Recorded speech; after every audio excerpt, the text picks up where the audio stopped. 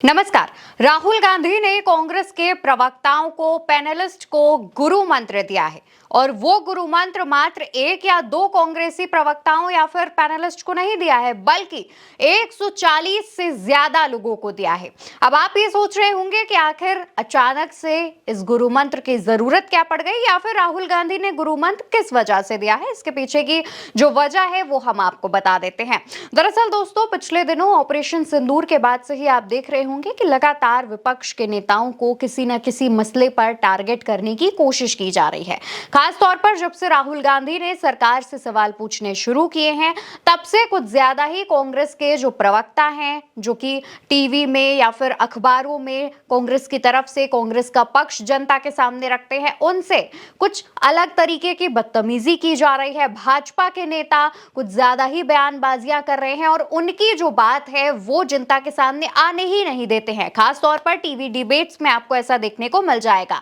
इसको लेकर के राहुल गांधी ने अपने कांग्रेस के जो नेता हैं उन्हें गुरु मंत्र दिया है। राहुल गांधी ने इस बैठक को संबोधित किया और बकायदा प्रेजेंटेशन के साथ इस बैठक में एक एक बात को ठीक तरीके से 140 से ज्यादा नेताओं को समझा दिया है। दोस्तों, ये जो बैठक है वो इंदिरा भवन में, जो कि कांग्रेस का नया मुख्यालय है, उसमें आयोजित की गई थी, जिसमें देश भर से कांग्रेस के टीवी प्रवक्ता, पैनलिस्ट और बाकी कांग्रेसी नेता जो कि सोशल मीडिया, अखबार या किसी भी माध्यम से कांग्रेस का पक्ष जनता तक रखते हैं, उनको बुलाया गया। जब वो सभी लोग पहुंचे, जिनकी संख्या 140 से ज्यादा बताई जा रही है, ये सभी लोग जब पहुंचे तो इनकी बैठक को राहुल गांधी ने बकायदा प्रेजेंटेशन के साथ संबोधित किया और उसमें पहले राहुल गांधी ने कुछ मिनट प्रेजेंटेशन दी और उसके बाद राहुल गांधी ने 1-to-1 इंटरैक्शन करके सबसे उनकी दिक्कतें, उनका पॉइंट ऑफ व्यू जाना, समझा और उस पर अपनी राय दी और बताया कि किस तरीके से भाजपा के एजेंडे से डील करना है। इस बैठक के दौरान राहुल गांधी ने एक और बात कही। राहुल गांधी ने कहा कि ऐसा नहीं है कि भाजपा के जो नेता हैं या फिर भाजपा के जो लोग हैं वो डरते नहीं हैं या झुकते नहीं हैं, लेकिन अगर आप मजबूती के साथ, तथ्यों के साथ उनकी बातों का जवाब देंगे तो जाहिर तौर पर उनका मुंह अपने आप बंद हो जाएगा। और साथ ही जिस तरीके से टीवी डिबेट्स में आमतौर पर आप देखते होंगे कि एंकर भी भाजपा के ही नेताओं, प्रवक्ताओं जैसी भाषा बोलने लगते हैं, तो उन डिबेट्स में राहुल गांधी ने खास तौर पर उन डिबेट्स को लेकर के कहा कि ऐसी डिबेट्स में आप अपना मुद्दा, आप अपनी बात आक्रामकता के साथ रखिए और उसके बाद अगर आपको लगता है कि आपकी बात नहीं सुनी जा रही है तो आप अपनी बात बोलकर, अपनी बात सुनाकर उस डिबेट को छोड़कर बाहर चले जाइए। राहुल गांधी ने साफ साफ शब्दों में कह दिया है कि अगर कोई भी आपकी बात नहीं सुन रहा है,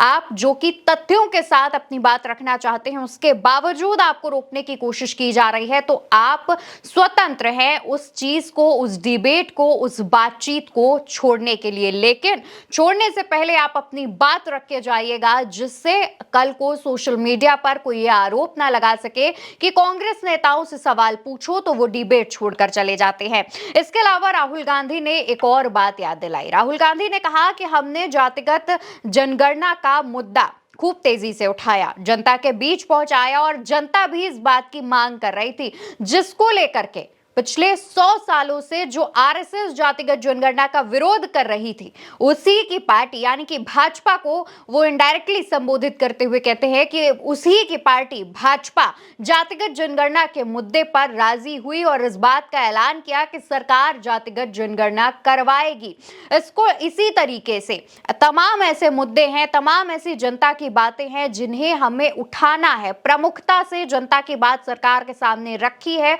और अडिग कर उस बात को उठाना है, जिससे आगे चलकर सरकार पर प्रेशर पड़े और सरकार फिर से हमारी मांगों को मानने पर मजबूर हो जाए। राहुल गांधी ने न सिर्फ जातिगत जनगणना का मुद्दा बल्कि तेलंगाना में लागू आरक्षण, तेलंगाना मॉडल का भी एक उदाहरण दिया और तेलंगाना मॉडल का जिक्र करते हुए तमाम बातें अपने नेताओं, प्रवक्ताओं, पैनलिस्टों को समझाई हैं। राहुल गांधी ने इस बैठक में एक एक नेता से बकायदा 1-to-1 इंटरैक्शन किया, उनकी जो भी दिक्कतें थे या फिर उनके मन में जो भी सवाल उठ रहे थे उन सवालों का ठीक तरीके से जवाब दिया। लेकिन किसी कारणवश इस बैठक में कांग्रेस के राष्ट्रीय अध्यक्ष मल्लिकार्जुन खड़गे शामिल नहीं हो पाए थे, पर उन्होंने एक वीडियो मैसेज के जरिए कांग्रेस के जो नेता वहां पर मौजूद थे, बैठक करने के लिए पहुंचे हुए थे, उनको संबोधित किया और जो राहुल गांधी ने बात कही थी उन्हीं बातों को दोहराया।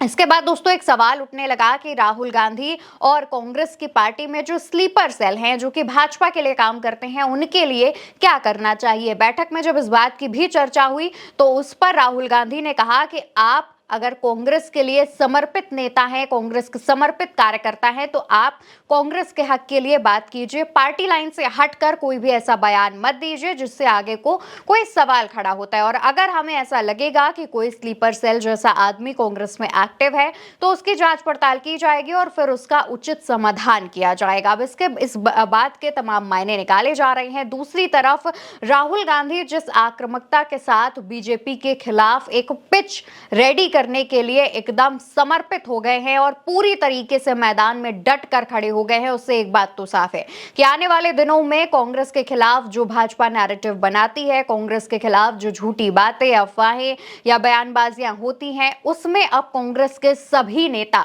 एकजुटता के साथ खड़े हैं। और साथ ही राहुल गांधी ने अपनी बैठक खत्म करने से पहले एक बात और कही कि अगर आप तथ्यों के साथ अपने मुद्दे इस बैठक में और बाहर जाकर जनता के सामने उठाएंगे तो जनता के दबाव में सरकार आएगी और सरकार फिर वो बात मानेगी जिसे हम बहुत समय से उठा रहे होंगे। फिलहाल जिस तरीके से राहुल गांधी ने ये गुरु मंत्र दिया है अपने नेताओं को, पैनलिस्ट को, कार्यकर्ताओं को, प्रवक्ताओं को, सभी को ये चीजें समझाई हैं, उस पर आप क्या सोचते हैं, आपकी क्या राय है, कमेंट सेक्शन में बताइएगा। और चैनल उल्टा चश्मा यूसी को सब्सक्राइब करना बिल्कुल मत भूलिएगा।